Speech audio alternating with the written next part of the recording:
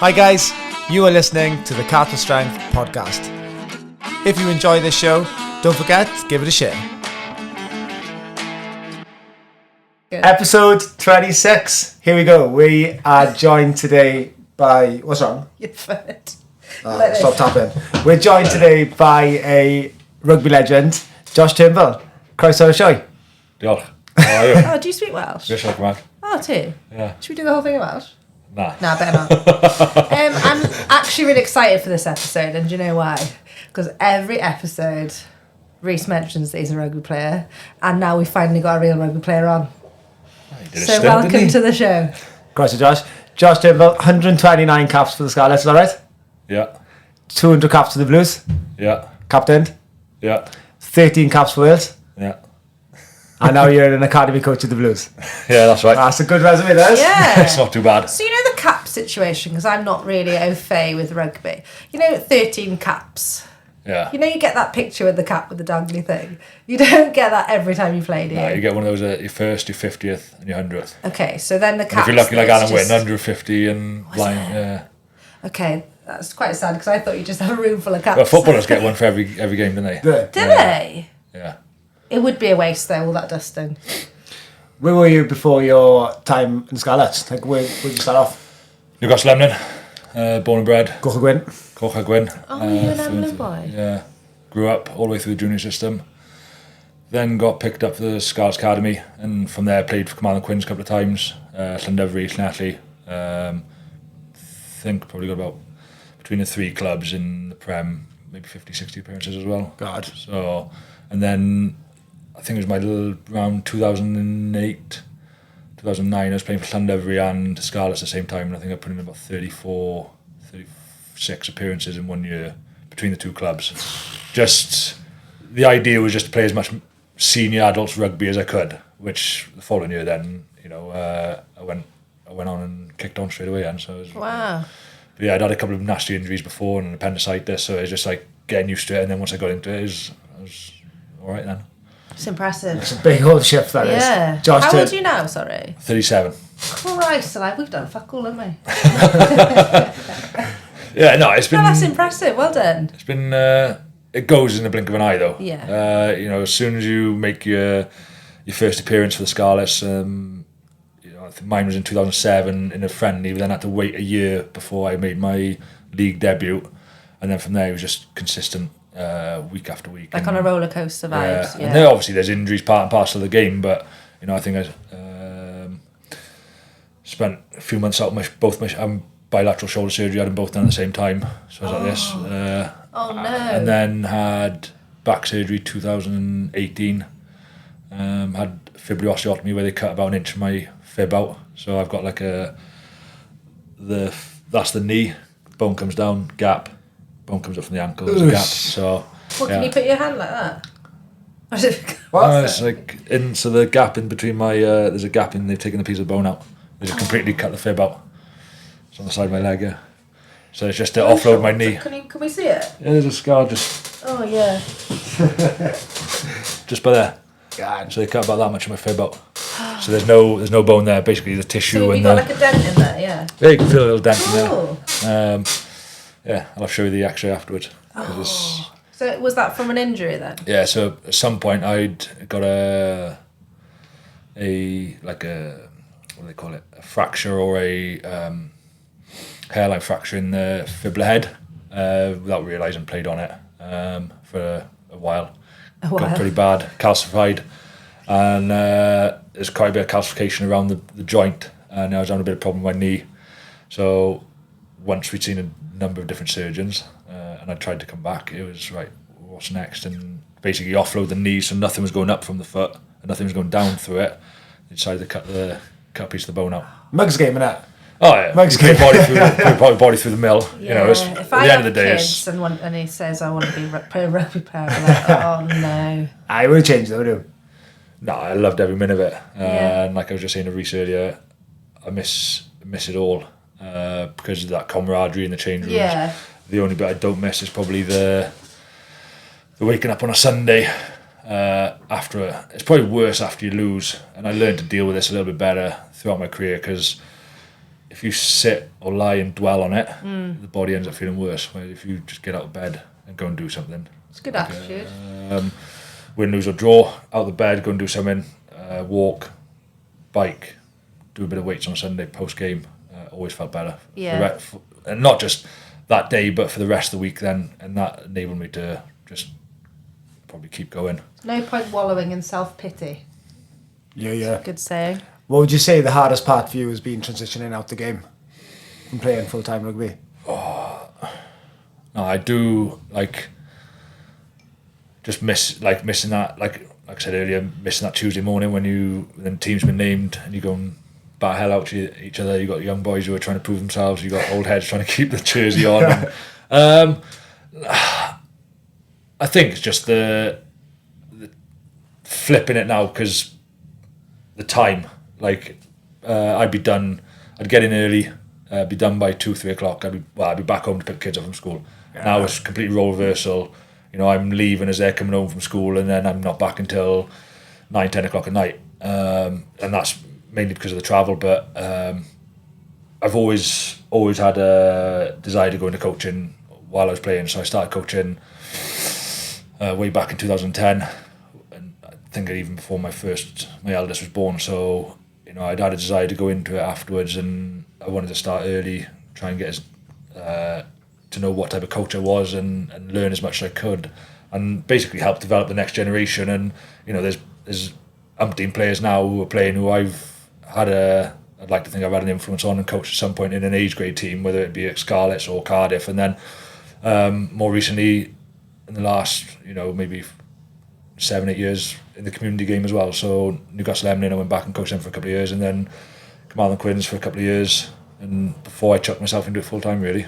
Class. And you're now full time now with the Blues? Yeah, with Cardiff, full time with their academy. Been doing that since March last year, so just over a year now, and then Wales 18s for just over a year as well. So I got involved with them. Yeah. Oh, class. And all the doom and gloom around Welsh rugby at the minute, there is a real good pocket of a crop of good Welsh youngsters coming through. Look at the 20s; they finished third, highest position in a number of years. Class. The 18s had some really good, talented and smart rugby players come through last year who are now progressing into senior rugby and into the under 20s, and this year we balanced that with probably a little bit more brawn and a bit more size, and so these players are coming through. We're just gonna have to be patient, which is time's going to bridge that gap then.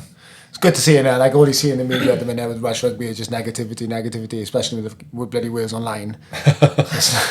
It's nice to, it'd be nice if they mention a little bit of the young crop coming through, because there is, and I think what we've got to be careful of is and we've been guilty of this in the past, is you pump their tyres up too soon and they think they've made it before they've actually made it, and they can fall off quite quickly as well. It's it takes so long to build your credit up and who you are as a rugby player, but it can be taken away just like that.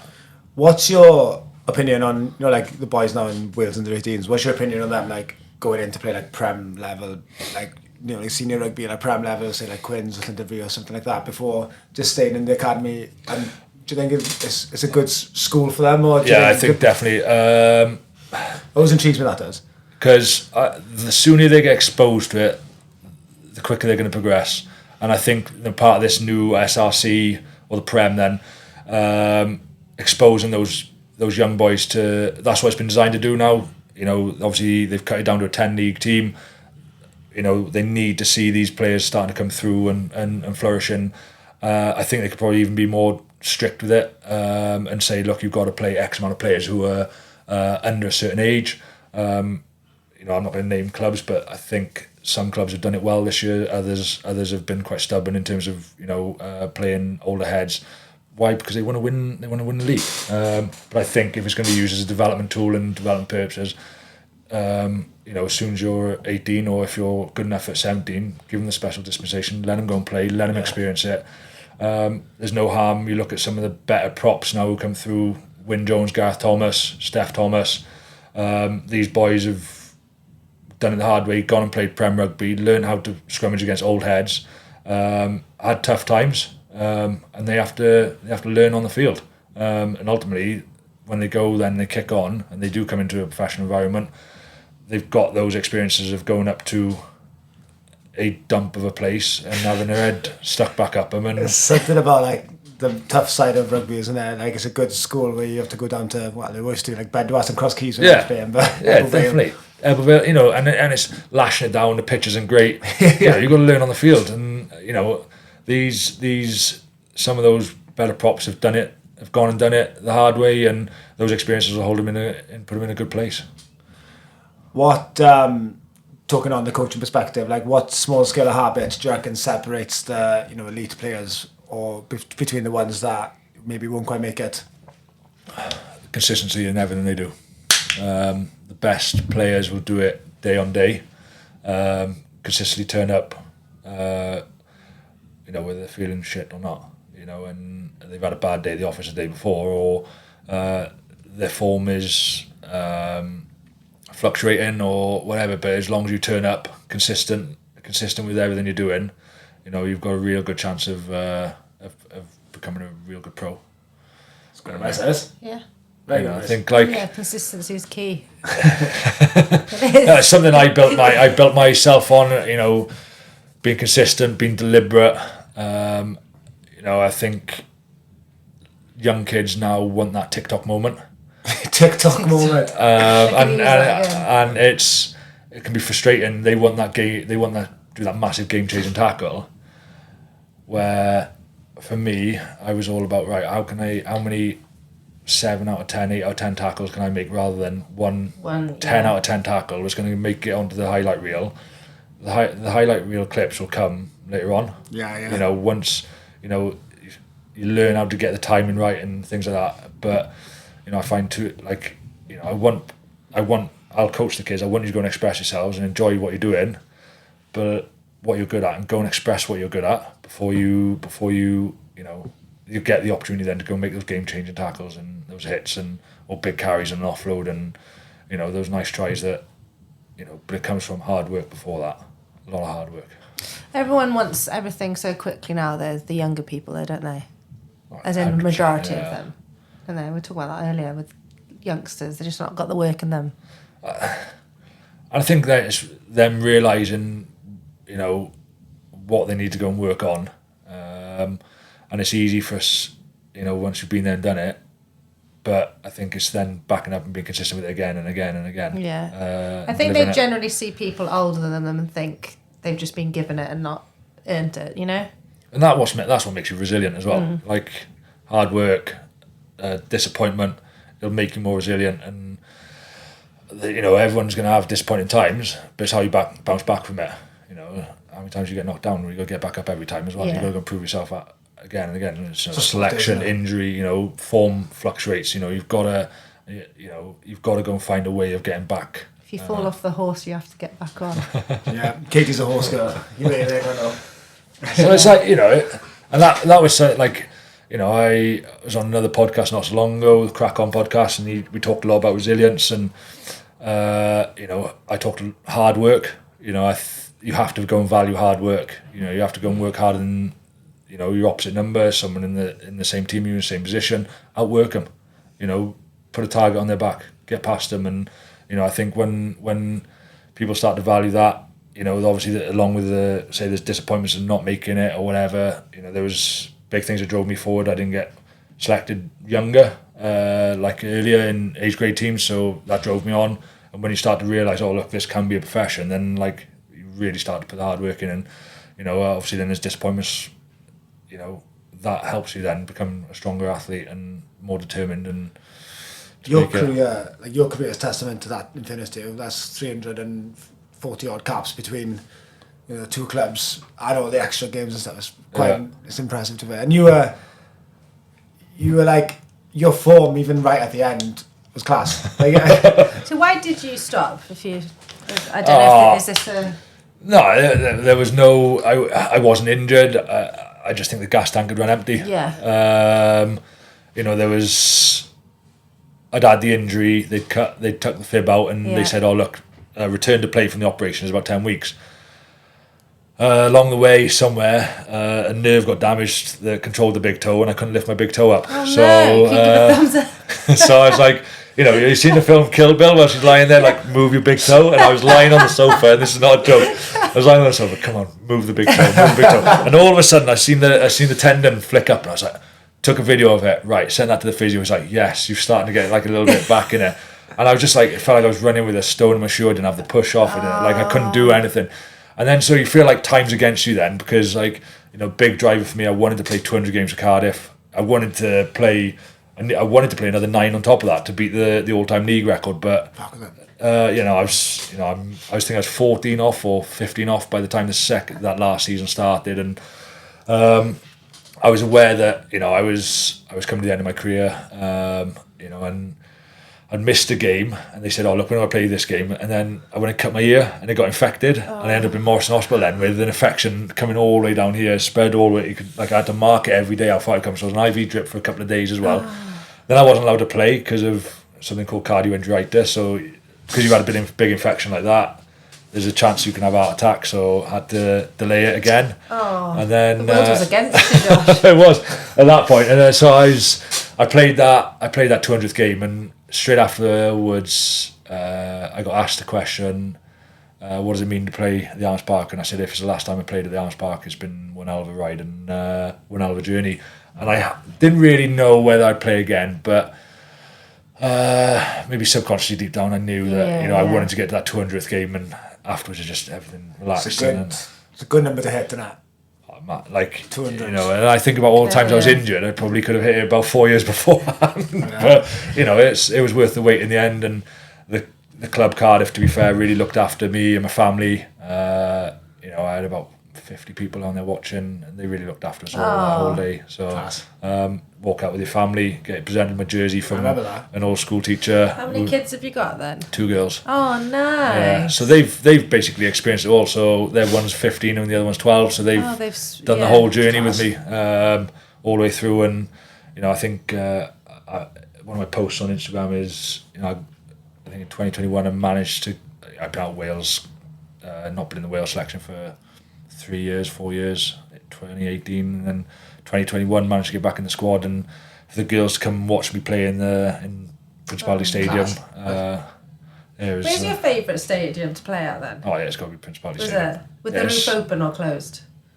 On a warm day, closed. On a miserable day, on a warm day, open. On a day, close it up. Or you don't like getting your hair wet? No, it's just the roof. Like when it's closed, the atmosphere is unbelievable. It's better. And it is one hell of a place to play rugby. Yeah. You know, you've got 75,000 people. I always get emotional when I go there. Like, you know, when they sing the anthem and stuff. No, it's lovely. You cry. Yeah. My dad cries when he hears the anthem. It's lovely. No, I think it's very patriotic. Yeah, no, it's and yeah, to be able to do that was a massive tick, because I think the last time I played in the stadium, my daughter would have been 1. Oh. So you know, she went with my mum to watch the game, and so she wouldn't have experienced it or wouldn't have remembered what it's like, and then that's class. This was that's really nice. Big. You had a hell of a season that year. Was that the year you had the blonde highlights? Yeah. You had a hell of a lid that year. Blonde highlights. Yeah, full on Eminem. No wonder he didn't want to get his hair wet. Full on Eminem. It was like I got red carded in first game of the season against Zebra away, and I was like, oh my god, what's that? I've never been red carded in my life. I've had a few yellows, but never had a red card. And then it was like roll the dice, and 6 was dye. It was like one of them was dye your hair.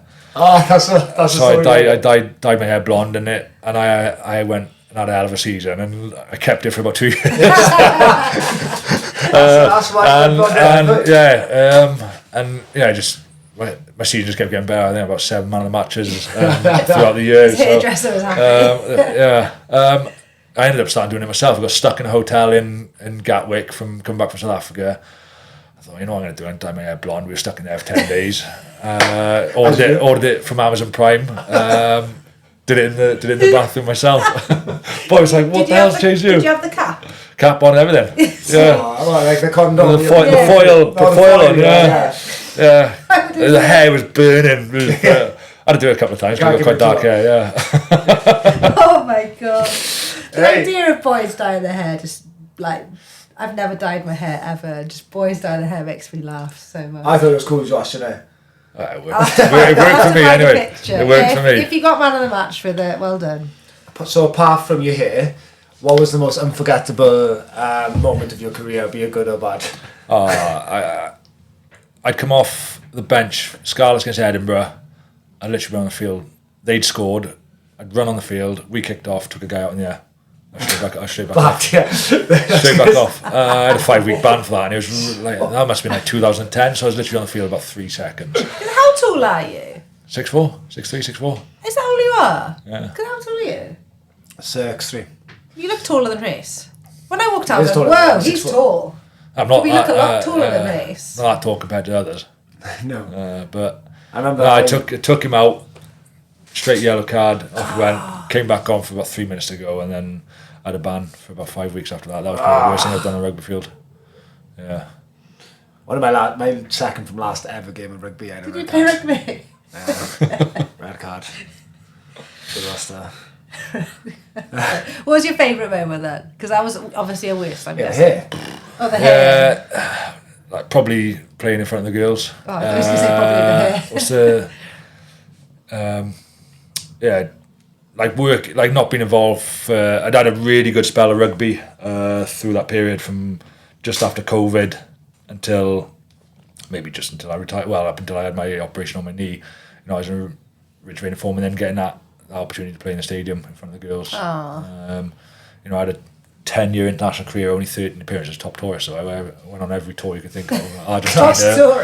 Argentina, Australia, New Zealand, South Africa. I'd only ever play away games. Where was your favourite place to go? Probably the first one where I got my first cap in 2011 Six Nations up in Scotland. It was brilliant. Class. Again, it was like in pretty decent form, and then Out of all them places, Scotland. I think it's I got my league debut there for the Scarlets as well, and then that was in 2008, and then to go back there a couple of years later and win your first cap. You know, Murrayfield's a pretty good stadium as well. Yeah. Good atmosphere there. Bagpipes On the roof. You know, You wear a kilt? it's like good night afterwards. One to remember. There's other games that stand out. Playing against childhood hero Schalkberger in South Africa 2014. Got his jersey as well, which is pretty special. You know, he was like, you know, I remember when I was growing up watching him play Super Rugby on a Saturday morning on TV, and you're like, this guy is unbelievable. He was skittling everyone, and then you had to play against him, get his jersey as well. So if you get to play against your hero, that must be like. Well, it's him and Jerry Collins, because they were both just absolute beasts on the field, and I played against Jerry when he was playing for the Ospreys then. Class. So, there's so many. Like when I think back, some of the players you played against, it's some good names. Yeah, but people would probably have thought that of you. Maybe. Oh, definitely. I think there's some idiot from Newcastle Emlyn running around. Blonde highlights. Yeah, blonde highlights. In a kilt. Who would you say is the best player you played with or played against?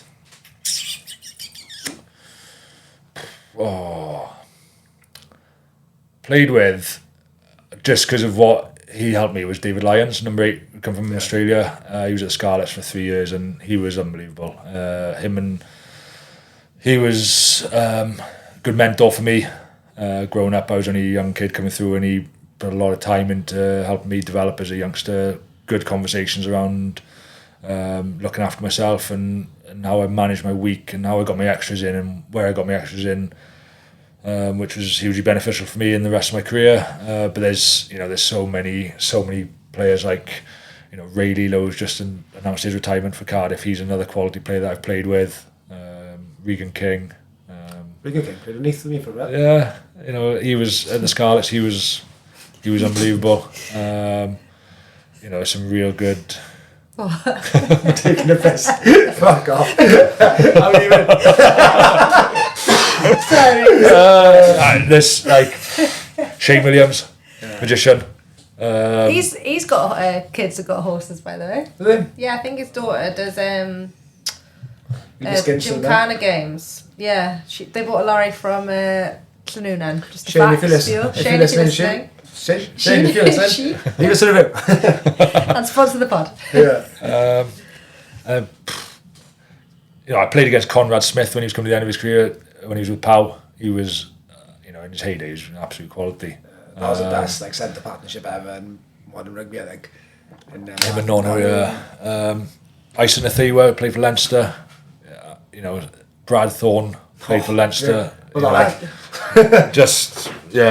Keep your head down. There's some real good quality rugby players.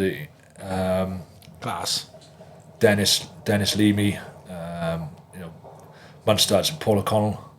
Played against Paul O'Connell. Class. Again, fortunate enough to play against these people, and I was a young kid coming through and didn't have any fear, just ripped into them, and you soon realise who you're playing against then.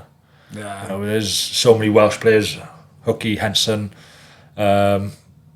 played with and against Barham, unbelievable on the field. I want to know as well, give me a good tour story then. Good tour story. You mentioned tour earlier. What says on the pod stays on the pod. What's said on the pod stays on the pod. Who was the best off the pitch then? Best player who played with off the pitch? Yeah, who had the most bants? That's what I care about. Oh, Liam Williams is a good tourist. Oh, do you know, I said this to you the other day, didn't I? Sanjay Wills, he was on Instagram, and he does scare cam. Yeah, where he jumps out and scares people. This is what Rhys does. And I've He's said a good to tourist. him, he looks like funny as hell. I can't really go into any details on stories. Oh no. But as long as we know he's a good, I thought he was a good crack. He's a good crack. To be fair, Tom James is a good crack on tour. Winger, Cardiff winger. Don't know him. Sorry, Tom James. You went to Merthyr for it. Did you go to Merthyr? Yeah.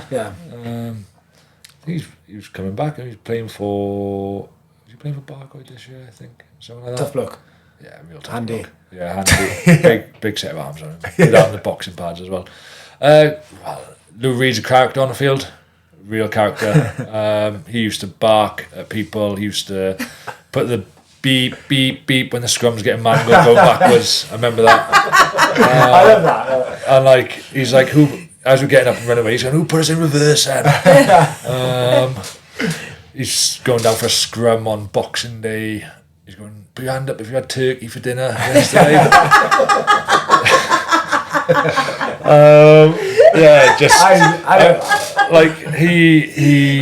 we were playing Ulster at home.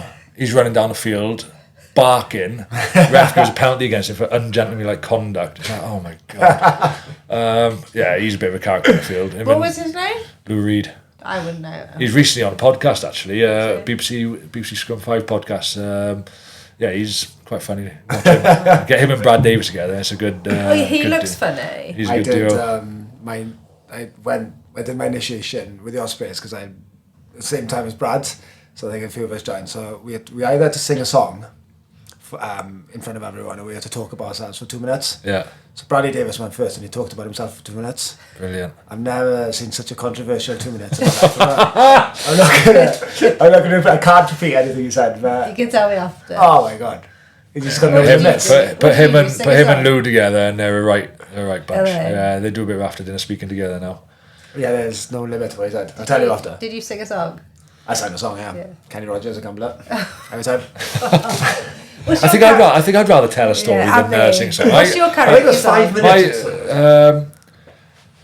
After my first cap, I sang Oasis Wonderwall. Oh yeah. Just easy. Do you see the video? It went viral the other day. Natasha Bedingfield I can't remember what football team because I don't really care. But she's in the changing room with them and she's singing.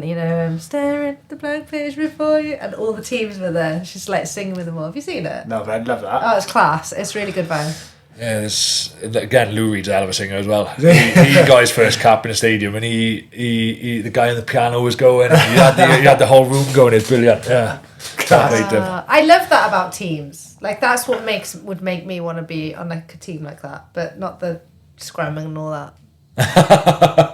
I'd just run away screaming at the ball. What position do you reckon you've been with me? We had someone before that said, is that the one that tells you what to do in this thing? Chopsy one. Chopsy one, just put the ball in the scrum. And, You're the second person to say that Start now. fighting and run away. You're the, yeah. Yeah, okay. So that's what I'm going to be. You're all right. Yeah, who was it said that before? That's what I'd be. Oh, I can't remember. And you are obviously a rugby genius after all these caps, so You're scrum half I rugby am. genius. I would say that. But We'll put that as the caption for the bit of experience. Bit of experience. I wouldn't say rugby genius. genius. There's some Jared Evans. He's a rugby genius. Is it? Oh, some boys love it. Like they probably take it a bit too seriously, don't they? Now, he is like one of the best rugby players, natural gifted rugby players I've seen. The things he's like, he loves rugby league as well, so he does watch a lot of that. But he is like the way he sends people for a hot dog with his eyes, and then just show and go, and he's gone. And Thomas Williams is another one. Those two together, what a partnership.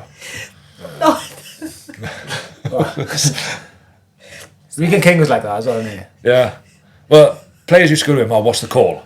And he goes, just run a line off me and I'll find you. And like I remember Stodds going, what's the call? And he's like, just run a line, short line off me. And he's put Stodds straight through a hole and he's like, just run a line off me.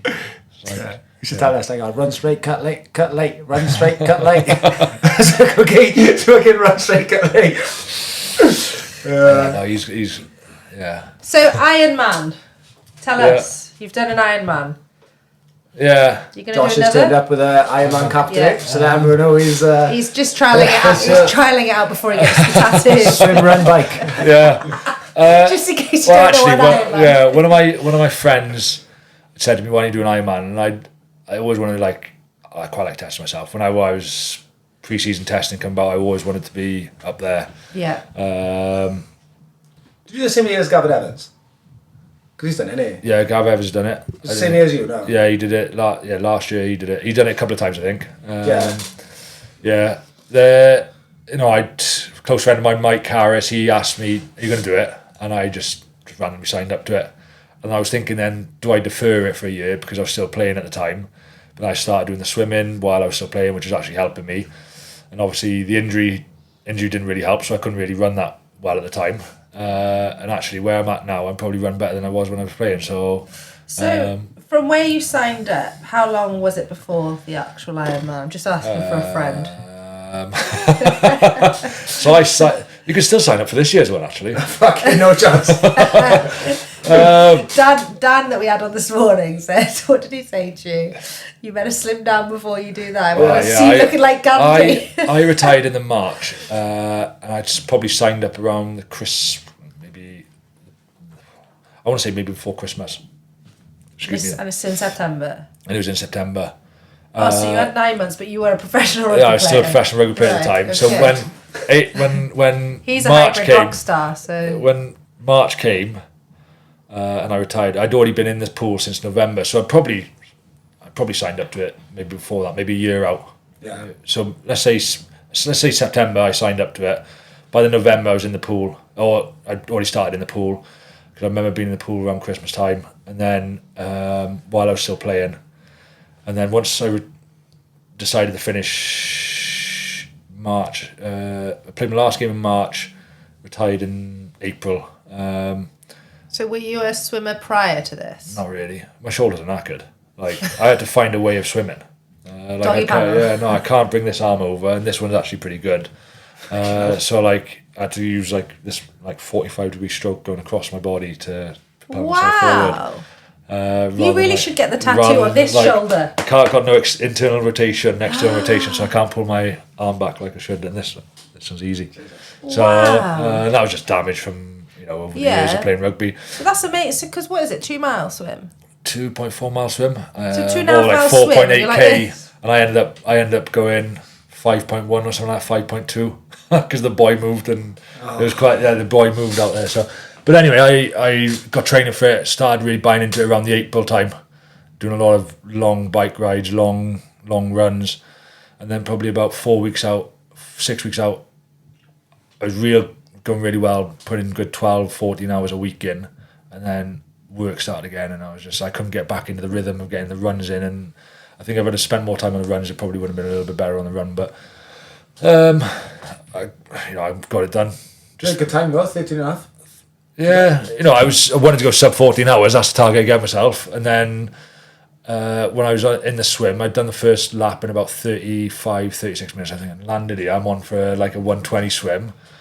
1 hour 40 later, and you know, the second lap, the tide had changed, and the boys had moved, and it just felt like we weren't going anywhere. Swimming for days. And then got out of there after about an hour 30 something, 38 maybe, hour 40 maybe.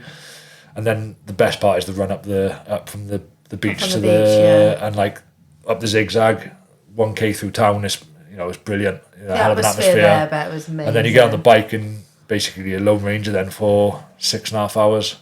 And that's probably where I did most of my damage, caught up with quite a few people. I'm pretty good on the bike, and then get into a run, just head down one foot after the other and just get after it. I had a kind of wanted to be 10-minute miling, and I was until last maybe 5 miles, something like that. I'd hit a wall. It was the last.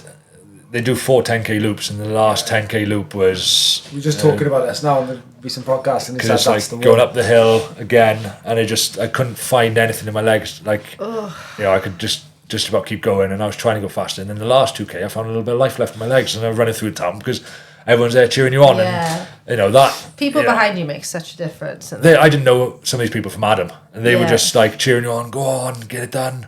And it's running through the cobble streets of Tenby is absolutely brilliant. And on the bike, there's pocketfuls of people at, different areas. It just get you through it then. But there's some brutal climbs on there. You'll be all right around here with on the bike. Get on the bike, you'll be all right. Yeah. I lost about a stone.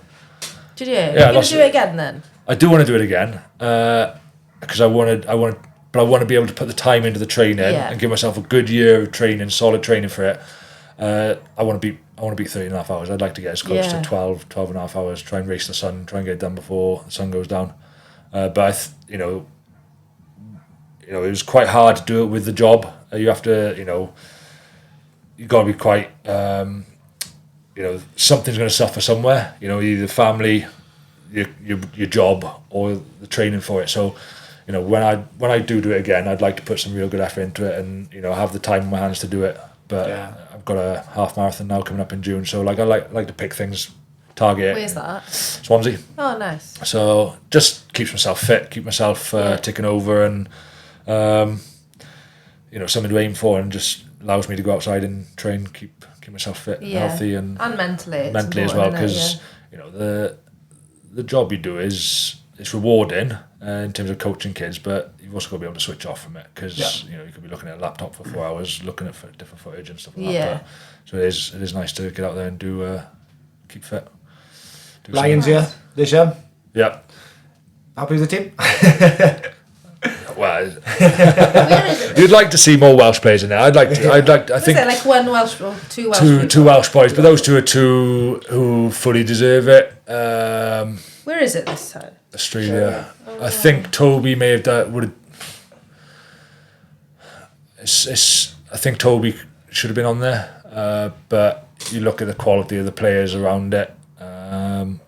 Obviously, there's some real good quality Irish players in there as well, English players. So many Irish boys, isn't there? Yeah, and you think about someone like Keelan Doris having to miss out through injury.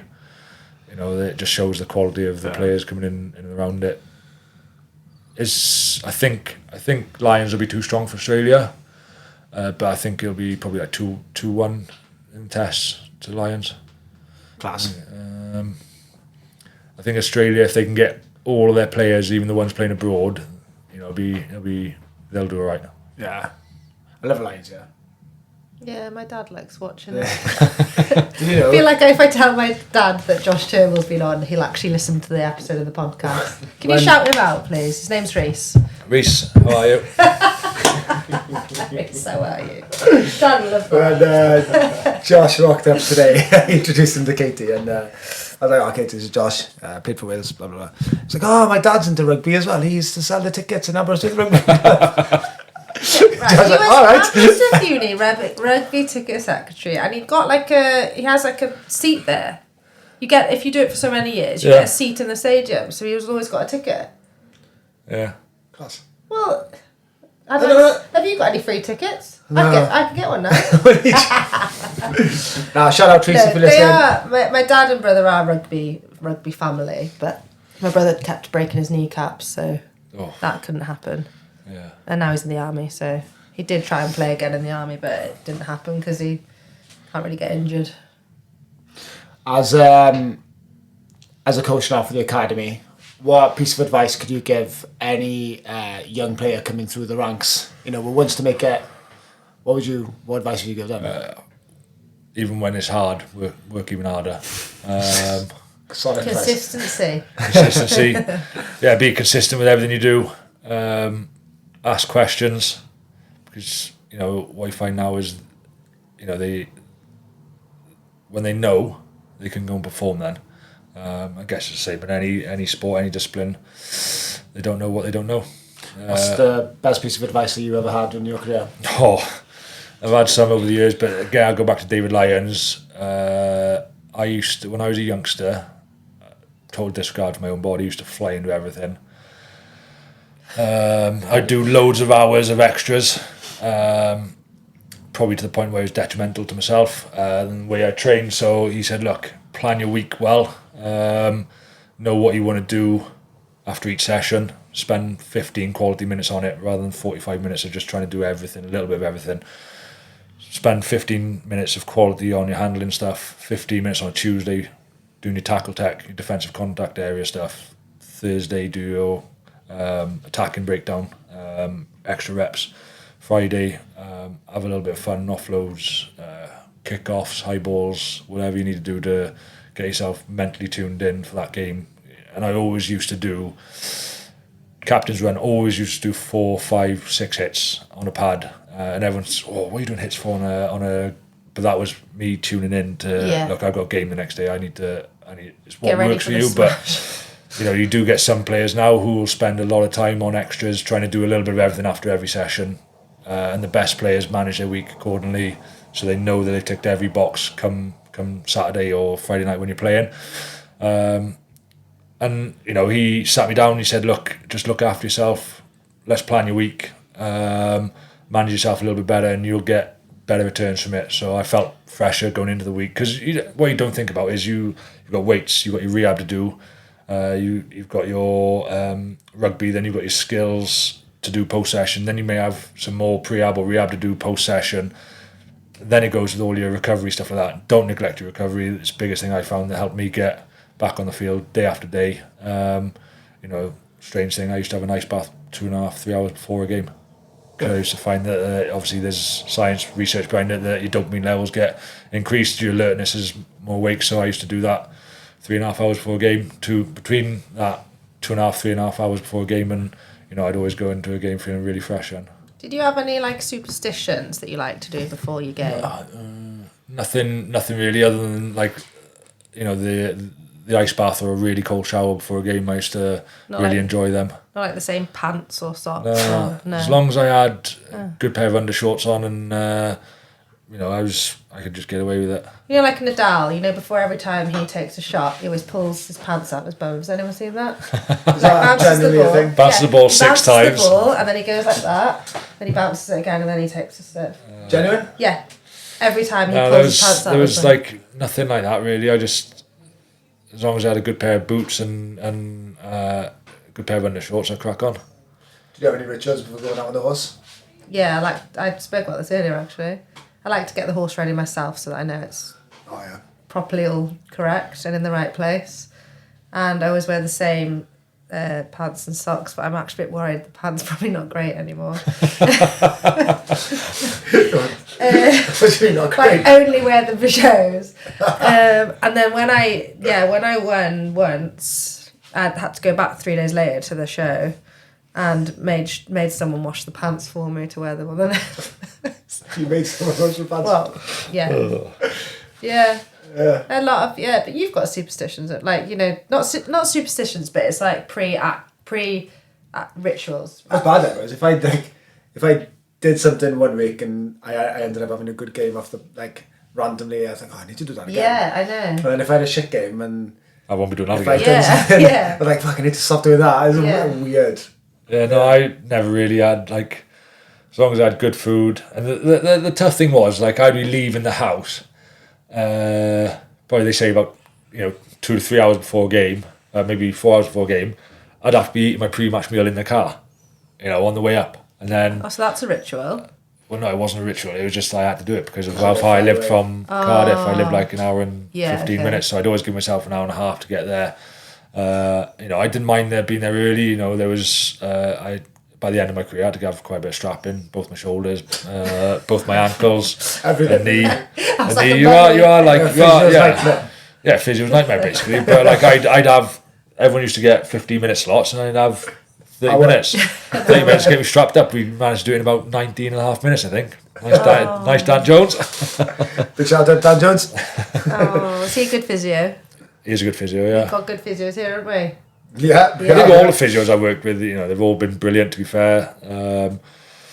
Sam Warburton's brother Ben is real good physio. John Miles, another Westie, Fishguard originally, he's gone away with Lions this year. He's a really good physio. He's at Cardiff for a number of years.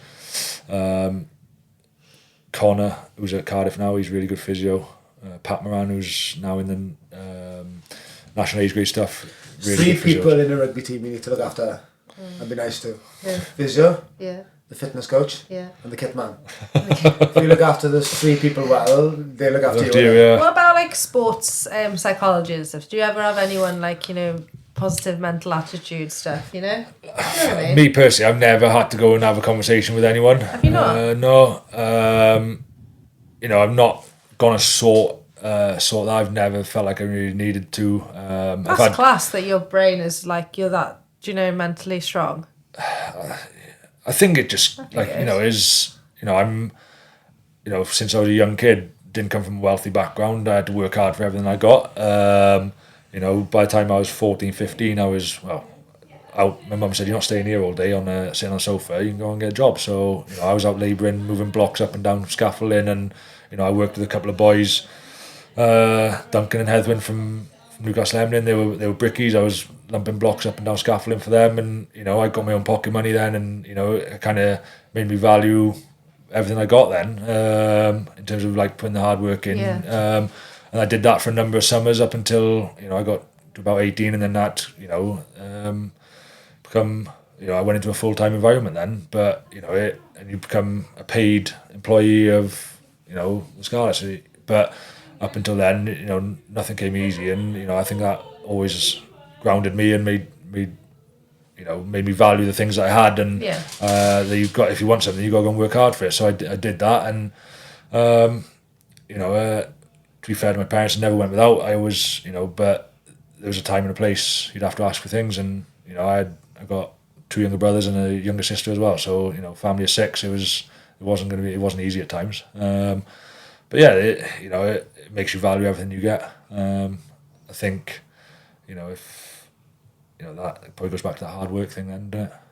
Consistency. Consistency is key. So I'm taken out from this podcast. Yeah, it can be a bit corny at times, but I think I have the advice I saw afterwards when I became captain of Cardiff. I went and spoke to other captains who had been there. They just said, be authentic. The reason you're captain is because you either lead by example and you do the right thing. So I'd done that, but I also wanted to better myself, and as a rugby player, selection was never guaranteed, so I always had to make sure that I was on top of my game, and I think throughout that period I was, apart from injuries, and but what I did go and I didn't just want to be someone who'd give verbal diarrhea before a game, and no, everyone goes, oh, what the fuck did he just say? And there's effing and blinding, and it's all passion, and there's no context behind the messages I was giving. So I kind of learned about that, and being a captain, and how I could take the week's messages from coaches, and how then I could put that into my pre-match chat to the boys, and putting detail to it, like calling out players or telling get after your job, do your job properly. There's a reason we're kicking the ball contestable. We want to get it back. We want to make it 50-50. You do your job, we'll get that that'll happen. So you call out the 9 for putting the kick on the right place. You call out your wingers about getting the ball back. The kick is only as good as the kick chase. If you're not going to work hard and put effort in, you're not going to get the return. So there was I learned to manage that quite well, and fortunate enough I've had other young up and coming captains come and ask me those questions themselves about how they get the best out of their players and things like that. So, it's rewarding when you see that happening. That's class. Yeah. It's good that you've got these youngsters coming up to you now. It's a mature thing to be doing, isn't it? Yeah, and like it caught me off guard. There was a captain last year with the Wales 18, Steph Manuel. He's going to have a massive future.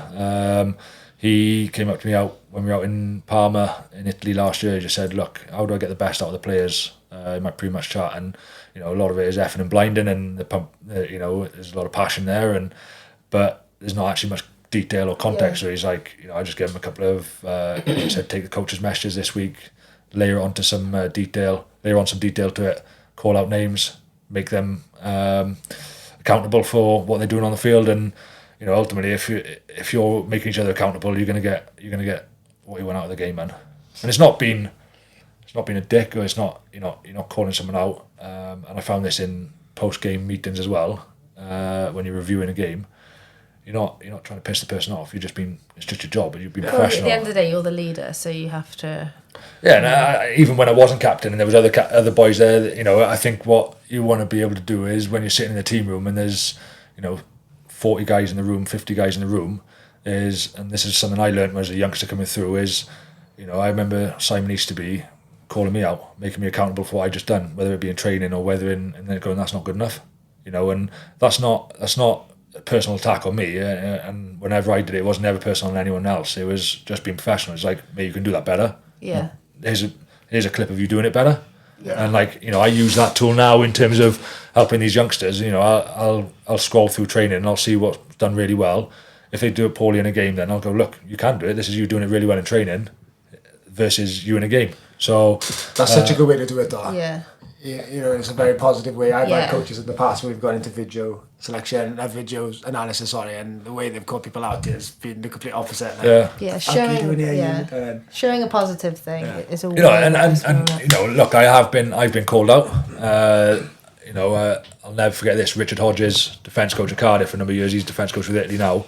We were playing one of the Italian teams, and he starts counting, and he's like 14, 15, and it's like 20. 21, and I'm like, oh my god, I realise what's going on. I'm sliding down my chair. I want the world to swallow me up. I've walked for 25, 26 steps. And he's like, if you hadn't walked there, you've run, they wouldn't have scored the try because you would have been in position earlier.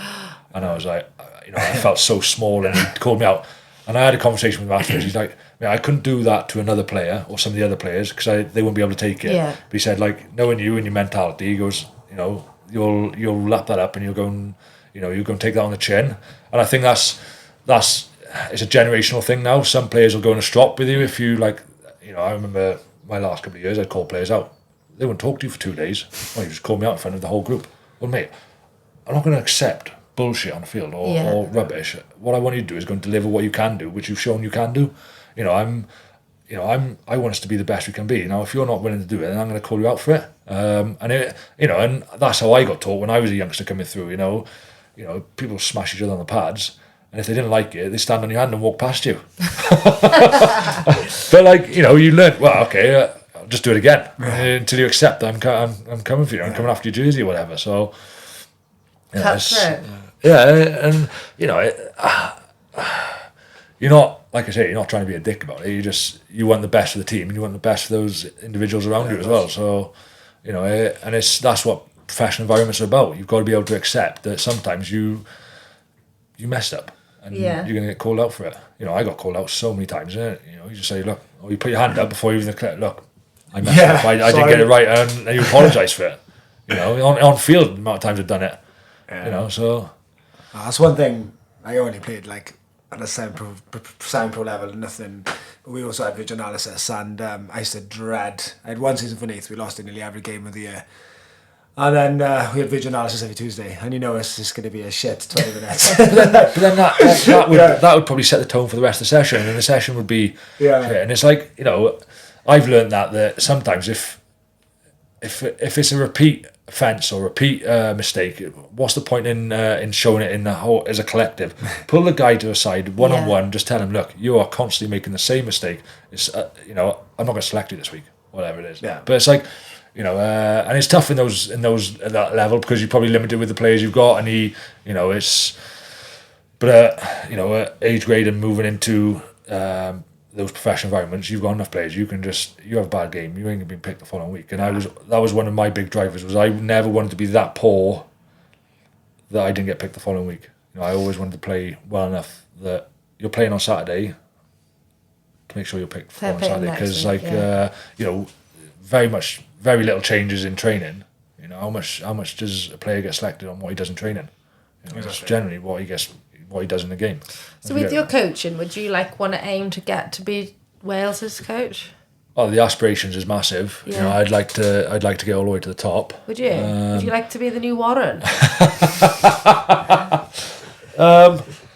Yeah, I would like. That was a fact. Yeah, you like that, didn't you? Do you want to know a story about Warren? Oh, here we go then. I showed him to his hotel room with his wife in the Halfmaster when I was 18. Lovely man.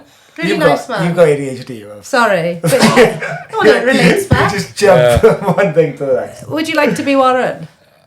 To be fair, he's coached some good teams, isn't he? Yeah. I want to get to the top, but I'm not in a rush to do it either. Yeah. I want to, although I've been coaching part time, and this is my first, first full time gig. Ultimately, the aim is to get to the top. To the top, and that's an aspiration of mine. But I'm also aware that just like your rugby career, it's not linear. It's going to be peaks and troughs in it, and there's going to be ups and downs. And you've got to climb your way up to where you want to get to. And but I'm willing to do that. I'm willing to learn and learn from mistakes that I make and along the way. But what I'd like to think is I'm a pretty grounded individual who understands the game pretty well, current out of the game, and I like to build relationships with the people I'm working with, get an understanding of where they are, not just as a rugby player but as a person as well. Well, I'd vote for you. And Rhys would. Yeah. And my dad would. Yeah. No, I think it's good to have an aspiration, isn't it? And 100%. I think you'd be class. Thank you. Keep learning. That ultimately, I think if you keep learning and you keep developing as a coach, my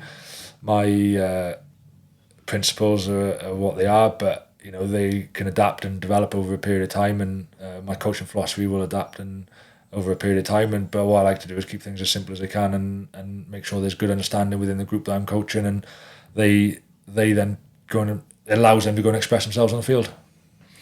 Brilliant. Yeah. Josh, been a genuine absolute pleasure to have you on today. Thank really you. appreciate you coming down. Will you remember us when you're the new Warren? Katie wants tickets to the stadium. No, I've got one seat. No, incredible rugby career. Yeah. Where can people find you if they want to find out more about you? I'm pretty quiet on TikTok. No, I'm not on TikTok. Definitely not on TikTok.